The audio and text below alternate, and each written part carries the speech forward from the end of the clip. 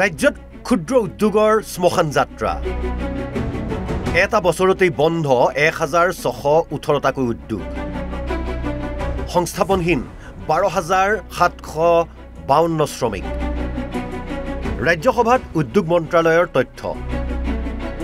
জাগিৰোডত semiconductor আৰম্ভ কৰি ৰাজ্য চৰকাৰে উদ্যোগ ক্ষেত্ৰত উন্নয়ন হোৱা বুলি ঢাক ঢোল ঠিকই বজাই আছে চৰকাৰৰ মুৰব্বীৰ কথা শুনিলে এনে লাগে যেন ঔদ্যোগিক ক্ষেত্ৰত অসম উন্নয়নৰ শিখৰত উপনীত হৈছে পিছে প্ৰকৃততে এয়া হসানে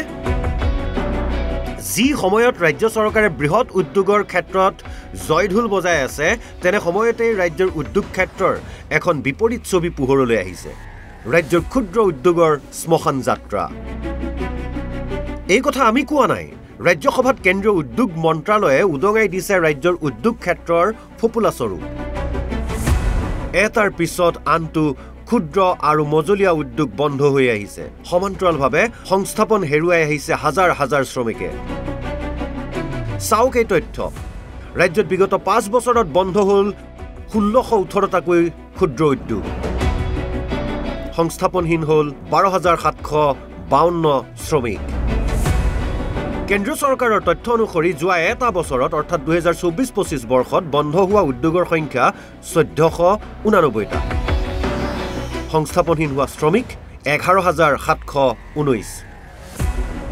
ইয়াৰ উপৰিও বন্ধ হোৱা উদ্যোগ আৰু সংস্থাপনহীন হোৱা শ্ৰমিকৰ সংখ্যা ক্ৰমে 2021-22 বৰ্ষত উদ্যোগ বন্ধ হ'ল 8টা সংস্থাপন হেৰুৱালে 89 গৰাকীয়ে 2022-23 বৰ্ষত উদ্যোগ বন্ধ হ'ল 28টা আৰু সংস্থাপন হেৰুৱা শ্ৰমিক হৈছে 123 2023-24 বৰ্ষত বন্ধ হোৱা উদ্যোগ 47 আৰু সংস্থাপন হেৰুৱা শ্ৰমিক 261 2024-25 বৰ্ষত বন্ধ উদ্যোগ 46 আৰু সংস্থাপনহীন হ'ল 560 গৰাকী শ্ৰমিক ৰাজ্যসভাত কেন্দ্ৰীয় চৰকাৰে এই উদ্বেগজনক তথ্য প্ৰকাশ কৰাৰ পিছতেই ৰাজ্য চৰকাৰখনৰ বিৰুদ্ধে আক্ৰমণাত্মক হৈ উঠিছে বিৰোধী শিবিৰ আমাৰ ক্ষুদ্ৰ উদ্যোগবিলাকৰ লগতে অতি ক্ষুদ্ৰ উদ্যোগবিলাকত আমাৰতো বহুদিন ধৰি লেবাৰ ফোৰ্চৰ মানে ৱেজ ৰিভিজন হোৱাই নাই তাৰ ফলত যিসকলে উপায় নাপাই পেলাই মানে কাম কৰি আছে তেওঁলোকৰ যিটো অন্য জায়গাত যিটো মিনিমাম ৱেজ ফেক্টৰী ৱৰ্কাৰৰ বা অন্য লেবাৰৰ সেইখিনিতো অসমত নাপায় সেইকাৰণে বাহিৰত গৈ কাম কৰেগে চৰকাৰে এই কেইটামান টকা ছটিয়াই দি ভোট বুটলাতকৈ স্কিল্ড যিখিনি যুৱক যুৱতী আছে প্ৰায় 35-40 লাখ যুৱক যুৱতী যিসকল নিবনুৱা হৈ আছে সেইসকলৰ কৰ্মসংস্থাপনৰ ব্যৱস্থা কৰক আৰু যিবিলাক উদ্যোগ মৰি গৈছে ইয়াৰ কাৰণ কি what is the reason behind this এইখিনি ফাইণ্ড আউট কৰিব লাগে চৰকাৰে কিহৰ কাৰণে আমাৰ অসমত মানে বাহিৰৰ পৰা উদ্যোগপতিসকল অহা নাই বা যিখিনি আমাৰ ৰাজ্যৰে যুৱক যুৱতীসকলে উদ্যোগ পাতিছিল তেখেতসকলে ৰান কৰিব পৰা নাই বন্ধ হৈ গৈ আছে কি কাৰণ এই কাৰণবিলাক উলিয়াই মই ভাবোঁ এইসকলক সকাহ দিলে হে ৰাজ্যখনৰ ভাল হ'ব নিশ্চিতভাৱে কেন্দ্ৰীয় চৰকাৰৰ এই তথ্য উদঙাই দিলে ৰাজ্যৰ উদ্যোগ খণ্ডৰ ভয়াৱহ ভৱিষ্যত